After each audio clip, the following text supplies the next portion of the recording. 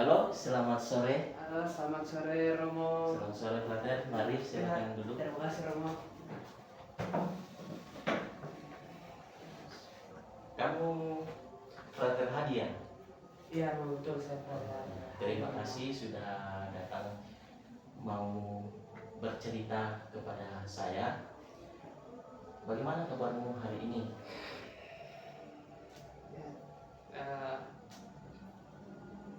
boleh dikata ya sebenarnya tidak baik-baik saja, makanya saya datang ke Romo untuk menceritakan ya masalah-masalah saya lah, terlebih khusus di seminarium. Oh, sepertinya kamu akhir-akhir ini banyak beban pikiran ya. Betul sekali. Nah, kalau boleh tahu bagaimana kesehatanmu? Apakah kamu cukup tidur? Itu jadi salah satu masalah yang saya hadapi Romo, bahwa saya belakangan ini sulit tidur karena banyak sekali pikiran yang harus saya pikirkan, banyak tuntutan-tuntutan yang harus saya penuhi, sehingga ya belakangan ini saya kurang tidur. Oh, jadi di seminari banyak kegiatannya. Ya, termasuk juga di seminari kegiatannya padat sekali Romo, kadang kegiatannya belum selesai satu ya, kemudian harus disusul lagi kegiatan yang lain, seperti itulah Romo. Jadi mungkin akan banyak pikiran lah. Ini berkaitan dengan kegiatan di rumah seperti kegiatan komunitas atau kampus? Dua-duanya Romo. Jadi dua-duanya. termasuk juga di komunitas kegiatan banyak, tugas-tugas banyak. Di kampus juga apalagi justru ini yang kayak menjadi masalah utama, karena banyak tugas-tugas yang harus saya kerjakan, tapi justru bertabrakan dengan kegiatan komunitas yang juga harus dilaksanakan, sehingga saya sulit membagi waktu untuk kegiatan komunitas juga dengan pekerjaan-pekerjaan atau tugas-tugas kampus. Nah, dari situ juga berdampak sebenarnya kemudian hidup-hidup komunitas saya, di mana saya sulit untuk ikut dalam kegiatan-kegiatan bersama, saya sulit untuk berkomunikasi dengan teman-teman misalnya. Itu Romo. Baik, terima kasih Frater Andre sudah berani untuk datang dan bercerita kepada saya mengenai permasalahan di komunitas berkaitan dengan masalah banyak pikiran dan lain sebagainya. Nah, saya sangat mengapresiasi atas perjuangan dan juga keberanian Frater Andre untuk terbuka kepada saya.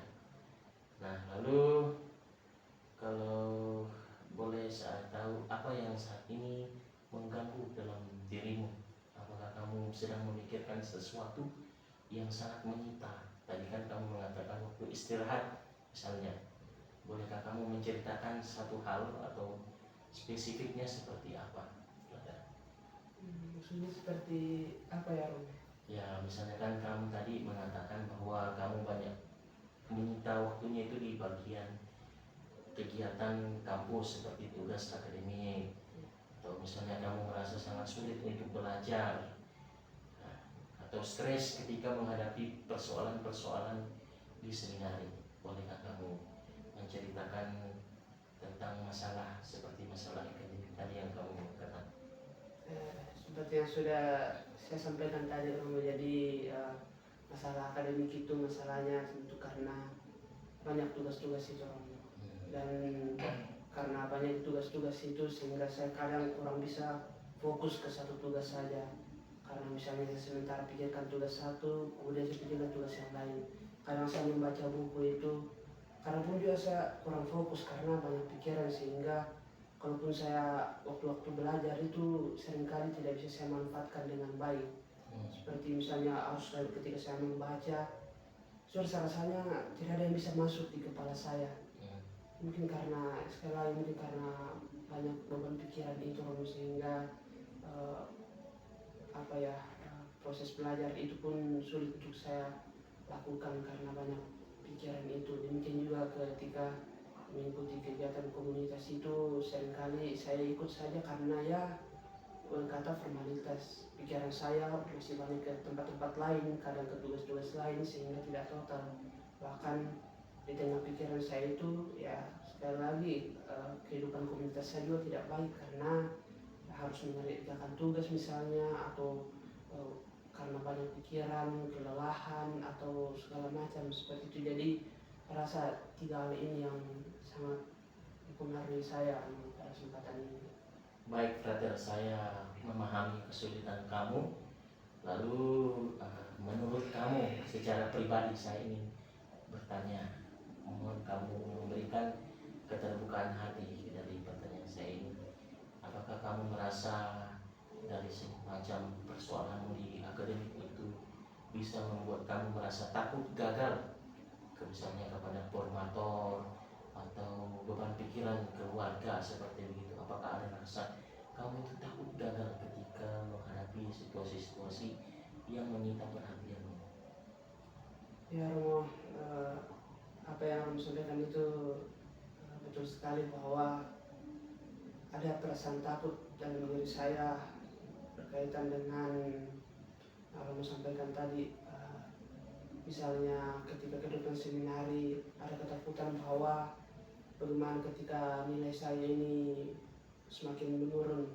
Ya, walaupun belakangan ini saya akui bahwa nilai-nilai saya itu mengalami penurunan, tapi justru itu juga yang semakin menambah beban pikiran saya. Jangan sampai nanti saya kemudian gagal atau ya lain kata sampai saya dikeluarkan karena nilai saya yang semakin menurun itu. Jadi ada pikiran-pikiran seperti itu. Baik, saya mengerti apa yang kamu rasakan ini sangat berat ya. Karena ya pertama-tama memang ini kan berkaitan dengan aspek pembinaan di seminari. Tentu bukan hal yang mudah bagi kamu sebagai mahasiswa, sebagai calon imam, apalagi calon imam keuskupan. Lalu kemudian saya ingin bertanya lebih dalam lagi. Apakah kamu sebelumnya sudah pernah mengalami situasi berat seperti ini, brother? Mungkin sudah pernah, cuman ya tidak sampai memberikan dampak yang sebesar ini. Artinya saya sudah pernah mengalami ya banyak pikiran-pikiran lain, tapi bukan sampai saya merasa bahwa kesempatan ini pikiran-pikiran itu semakin memberatkan lah. Baik, saya memahami bahwa memang ada semacam peristiwa yang mungkin dari masa lalu yang kemudian juga mungkin hal hampir sama dengan situasi yang kamu alami, tetapi mungkin tekanannya pada kesempatan hari ini kamu ingin bercerita tentang beban pikiranmu yang semakin kompleks pada hari ini. Ya, saya mengerti bahwa memang itu sangat menguras tenaga dan kamu merasa capek dan bahkan kehilangan fokus dalam kehidupan dan panggilan di seminari. Nah, lalu saya ingin bertanya, kan kalau kita di seminari, kamu pasti tahu ada teman-teman. Lalu saya ingin bertanya, bagaimana relasi kamu dengan teman-teman di seminari? Atau mungkin juga bisa dari teman-teman di kampus. Baik, seperti tadi Romo kan karena sibuk, banyak pikiran juga ya, otomatis juga kegiatan komunitas saya itu atau dinamika bersama teman-teman itu bahkan di komunitas maupun di kampus juga itu kurang baik. Artinya saya sering kali menarik diri karena kesibukan-kesibukan dan beban pikiran itu, sehingga saya menarik diri. Dan seringkali juga mungkin karena banyak pikiran, kemudian ketika teman-teman datang kepada saya justru saya kayak mungkin kadang merasa terganggu karena beban pikiran itu, sehingga kegiatan hidup sosial saya, hidup komunitas saya itu yang boleh dikata tidak berjalan baiklah. Baik, brother. Saya rasa memang sangat sulit ya bagi kamu untuk bisa memulai kembali, apalagi dengan situasi kamu merasa harus menarik diri dari kegiatan atau pembicaraan dengan teman-teman. Nah, lalu ketika kamu merasa seperti itu, apakah kamu merasa lebih memilih dia dibandingkan banyak berinteraksi, brother? Itu tadi kan banyak masalah sih. Jadi saya menarik diri dan ya otomatis tentu saya tidak berkomunikasi dengan teman-teman. Jadi yang berkata karena banyak beban pikiran itu Romo ya, jadi ya saya sering kali menarik diri dan ya lebih memilih diam karena kadang pikiran saya itu perhatian saya tersita atau teralihkan ke beban-beban pikiran itu yang menjadi ya ketika berkumpul pun seperti yang saya katakan hanya sebuah formalitas saja. Jadi saya lebih kadang memilih diam enggak, karena dalam artian banyak pikiran lain, banyak hal lain yang saya pikirkan, sehingga seringkali saya memilih diam saja karena pikiran-pikiran itu. Baik, terima kasih sudah mau menyampaikan dengan jujur perasaan kamu mengenai rasa pengalaman yang mungkin berat sehingga kamu menarik diri untuk berinteraksi dengan teman-teman. Ya, lalu saya ingin bertanya, kamu merasa kurang nyaman ya dengan teman-teman kamu di komunitas, atau kamu punya masalah pribadi seperti pernah bertengkar atau bagaimana? Jadi cara menjadi masalah komunitas ini kan seperti yang saya katakan tadi, sering menarik diri dan justru kadang merasa terganggu dengan kehadiran orang lain ketika saya banyak pikiran kemudian datang lagi, mungkin hanya kadang bercanda saja tapi justru kayak ya agak menambah beban pikiran lagi loh. Nah kemudian tentunya juga ini ya jujur saja Romo, ada pengalaman juga beberapa kali bahlah saya mungkin bertengkar dengan teman saya karena itu masalah-masalah tadi, misalnya saja sebenarnya masalah-masalah sepele, cuman karena saya lagi kadang banyak pikiran Romo, sehingga ya ujung-ujungnya berujung pada pertengkaran, bahkan mungkin saling diam-diam begitu. Jadi ya masalah seperti itu lah. Saya mengerti brother apa yang kamu alami. Tentu kita dalam kehidupan di seminari pernah mengalami rasa kurang nyaman, rasa kurang cocok.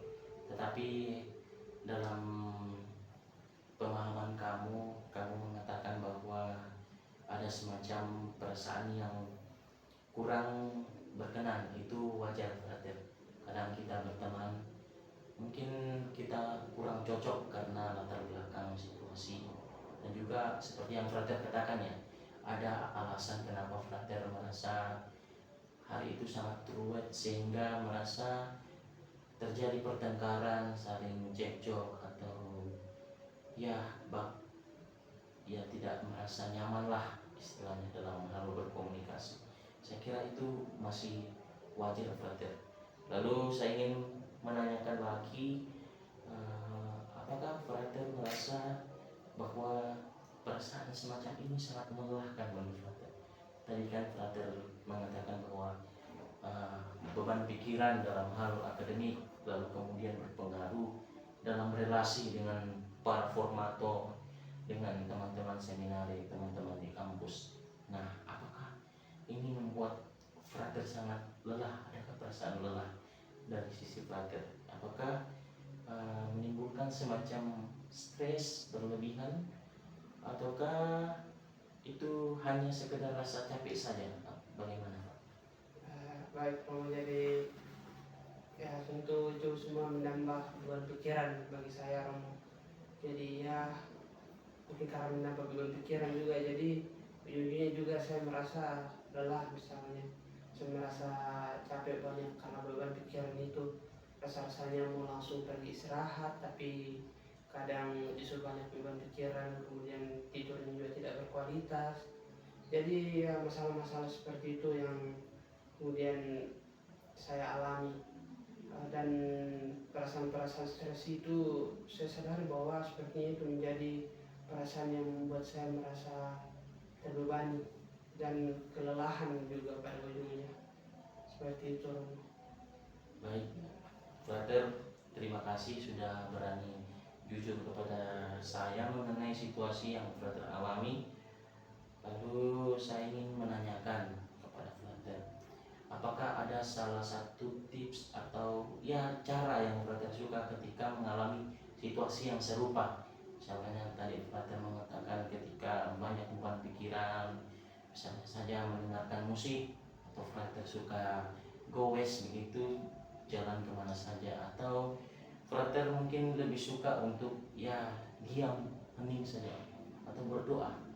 Boleh brother renungkan kembali dan uh, bisa ceritakan bagaimana Frater ketika situasi yang sama itu caranya untuk mengendalikan situasi stres itu seperti apa?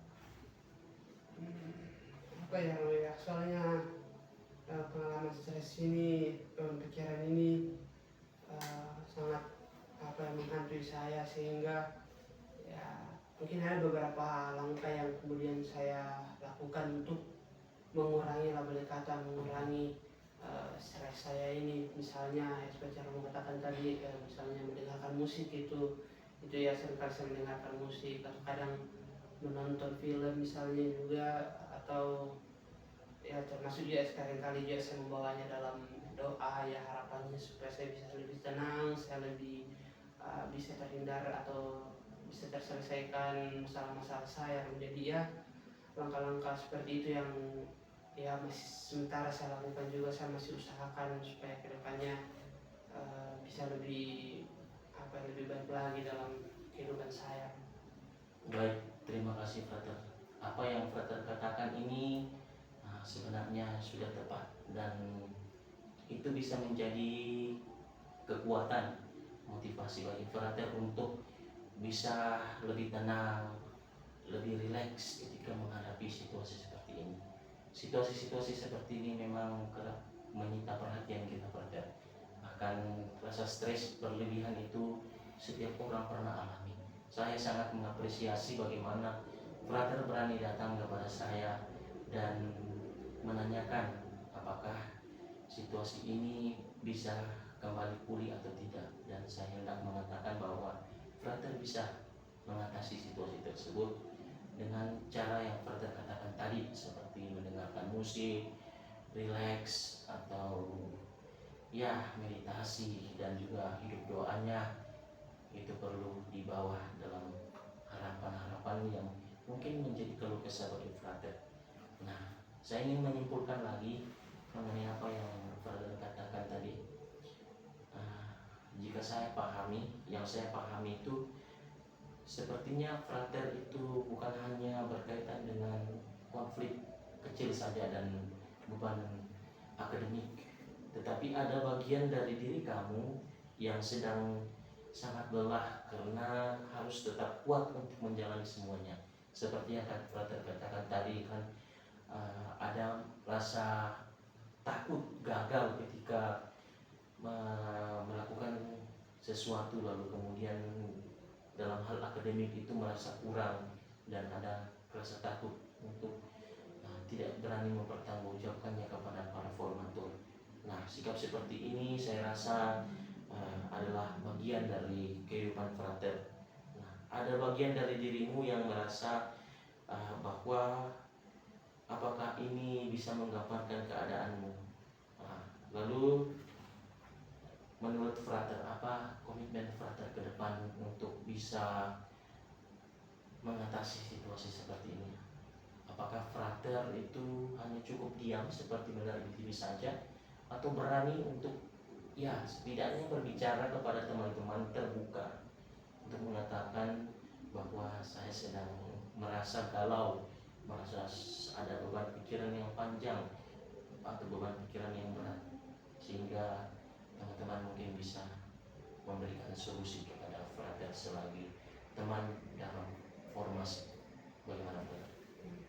Baik Romo, jadi untuk masalah-masalah saya ini tentu pertama saya merasa bahwa yang pertama berangkat dari diri saya dulu Romo, bahwa saya harus misalnya mengatur waktu yang baik supaya tugas-tugas saya terselesaikan dengan baik misalnya. Kemudian tentu kemudian bercerita itu adalah satu hal yang baik juga, sehingga relasi dengan teman-teman itu perlu saya usahakan agar tetap terjalin dengan baik. Karena ya walaupun mungkin pada saat ini ada masalah-masalah dengan teman-teman, tapi saya tetap menyadari bahwa relasi dengan teman-teman itu menjadi sesuatu yang pasti yang akan sangat membantu saya. Misalnya ketika saya punya masalah, saya rasa teman-teman juga bisa, ya mungkin dengan cara mereka masing-masing bisa memberikan bantuan mungkin, atau ya mungkin sekedar mendengarkan saja sudah membantu saya dalam menghadapi setiap persoalan-persoalan saya. Jadi apakah saya akan memilih diam? Ya mungkin suatu menjadi tantangan juga Romo, tapi ya kedepannya mungkin saya akan usahakan supaya kehidupan sosial saya, kehidupan dengan teman-teman itu tetap kembali baik, sehingga saya pun bisa merasa terbantu untuk setiap permasalahan saya yang lain. Baik Frater, itu sebuah komitmen yang saya rasa tepat, bahwa Frater sudah berani untuk terbuka kepada teman-teman. Dan memang benar seperti yang Frater katakan, mendengarkan adalah bagian juga dari salah satu membina relasi dengan teman-teman formasi. Itu sangat baik. Saya akan mencoba merangkum apa yang sudah kita perbincangkan hari ini. Apakah sebelumnya itu, apakah Frater ada pertanyaan lagi Frater berkaitan dengan apa yang Frater alami saat ini? Mungkin itu saja dulu. Baik, saya mengerti bahwa memang masih perlu lagi ke depan, dan saya harap Frater tetap semangat dalam menjalani panggilan. Dan saya melihat bahwa akhir-akhir ini memang dari cerita Frater bahwa kamu itu merasa cukup lelah secara fisik dan batin karena banyak tuntutan di seminari. Kondisimu itu juga mempengaruhi konsentrasi belajar dan membuat kamu takut mengecewakan para formator, teman-teman sekomunitas, orang tua, dan bahkan mungkin keluarga lainnya. Kondisi itu tentu juga bisa berpengaruh dalam relasi dengan teman, dengan orang-orang di sekitar, dan bahkan sampai harus menarik diri dari kegiatan komunitas seperti yang telah dikatakan. Semua pengalaman itu membuat pikiranmu terasa penuh dan sulit untuk tenang. Apakah yang saya katakan ini sudah bisa mewakili apa yang Frater rasakan? Ya, saya rasa sudah sangat menggambarkanlah apa keadaan saya pada saat ini. Baik, terima kasih Frater sudah berani untuk memberikan masukan, dan saya melihat kamu ini pribadi yang cukup bertanggung jawab. Saya mendengar tadi dari kisah kamu bahwa kamu itu peduli dengan panggilanmu. Buktinya kamu merasa harus bertanggung jawab dalam hal akademik. Ini bisa menjadi indikasi positif Frater, bahwa Frater masih bertanggung jawab dalam hal panggilan.